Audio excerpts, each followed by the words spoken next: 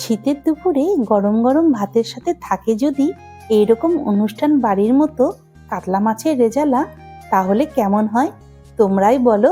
চলো এবার শুরু করি। এখানে আমি 6টি কাতল মাছের গাদা পিস নিয়েছি। এবার নুন দিয়ে মেখে নেব। এবার মিক্সিতে কয়েক টুকরো পেঁয়াজ, আদা রসুন, কয়েকটি কাঁচা লঙ্কা আর অল্প জল দিয়ে মিহি করে পেস্ট করব। এরপর আরও একবার পোস্ত, সাদা তিল, চারমগজ, কাজু বাদাম মিক্সিতে পেস্ট করে রাখবো।